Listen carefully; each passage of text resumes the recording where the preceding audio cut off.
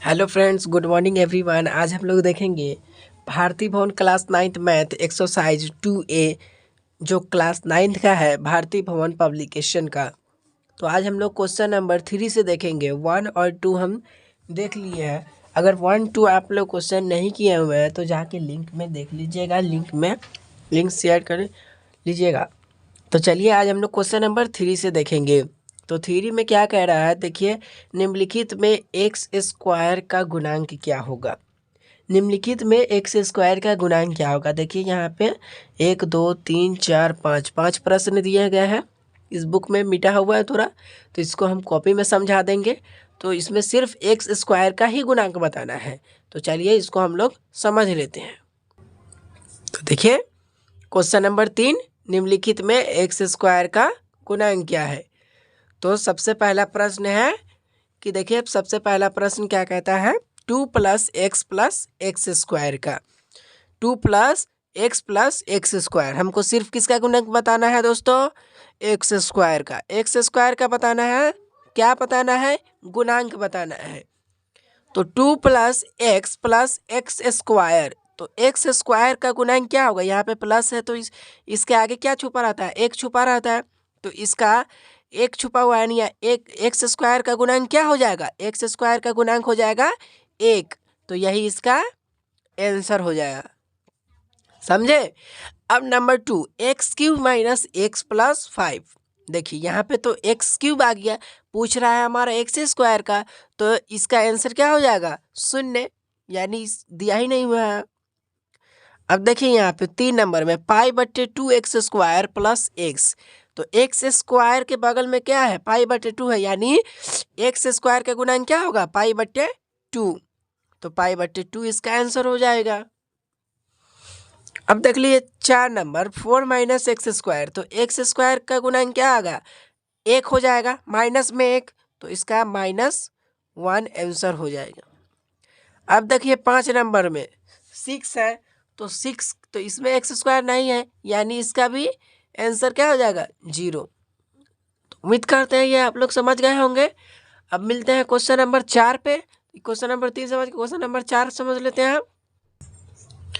देखिए question number 4 में क्या कह रहा है कि निम्नलिखित में वाई क्यू का गुणांक क्या है। तो निम्नलिखित में वाई क्यू के गुणांक लिखे। इससे पहले क्वेश्चन में क्या कह रहा था कि एक्स स्क्वायर का, अब आ गया एक्स क्यूब का। तो एक्स क्यूब का क्या लिखना है, हमको गुणांक सिर्फ लिख देना है। तो चलिए इसको कॉपी, इसको बुक में ही समझ लेते हैं, ज़्यादा हाई क्वेश्चन नहीं है, ये समझने की चीज़ है। तो वाई क्यूब का गुणांक हमको बता देना है। तो देखिए वाई क्यूब का गुणांक, तो सबसे पहले क्या था, 1 माइनस वाई का क्यूब। तो 1 माइनस वाई का क्यूब है, तो वाई का क्यूब का हमको क्या बताना है, वाई क्यूब का गुणांक बताना है। तो वाई क्यूब का गुणांक क्या हो जाएगा, इससे पहले क्या छुपा हुआ है, 1, तो 1 माइनस में 1। तो देखिए यहाँ पे आंसर भी हम लिख दिया -1, तो यही हो जाएगा इसका आंसर। अब देख लीजिए नंबर 2, माइनस वाई का क्यूब। तो वाई क्यूब का ही बताना है, हम क्या है ये आगे पढ़े। वाई क्यूब से पीछे क्या है, माइनस, वाई क्यूब के पीछे क्या है, यहाँ पे देखिए वाई क्यूब के पीछे यहाँ पे -1 छुपा हुआ है, यहाँ पे 1 छुपा रहता है, इसलिए इसमें भी -1 आंसर हो जाएगा। नंबर 3 में देखिए 4/3 वाई का क्यूब प्लस 5। तो वाई का क्यूब क्या हो जाएगा, 4/3, यही आंसर हो जाएगा। अब देख लेते हैं क्वेश्चन नंबर 4।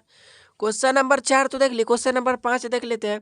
निम्नलिखित में कौन सा बहुपद मानक रूप में है। मानक रूप बताना है, निम्नलिखित में कौन सा बहुपद मानक रूप है।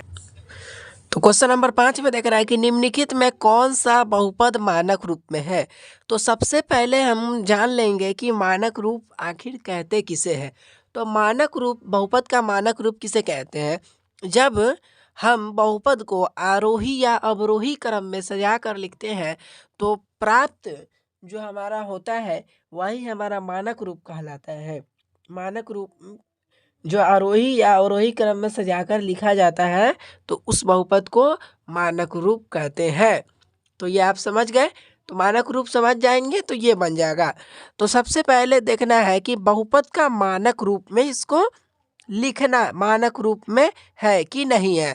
तो इसको बुक में ही समझ लेते हैं, ज़्यादा फास्ट नहीं है ये क्वेश्चन। तो मानक रूप में होने के क्या बता, आरोही या अवरोही, या तो बड़ा से छोटा गया हो या तो छोटा से बड़ा गया हो, वो रूप में है या नहीं है। तो देखिए यहाँ पे x के power 5 plus x square minus root 3x plus 2x के पावर 4, ये क्या बहुपद का मानक रूप है? नहीं है। अब पूछिए कैसे नहीं है? क्योंकि देखिए यहाँ पे x के पावर 5 प्लस एक्स स्क्वायर फिर छोटा, यानी बड़ा छोटा छोटा फिर बड़ा, यानी ये एक लाइन से नहीं किया हुआ है। या तो छोटा से ही बड़ा हमको जाना चाहिए या तो बड़ा से ही छोटा जाना चाहिए, तो वो रूप में ये नहीं है, इसलिए ये बहुपद का मानक रूप नहीं होगा।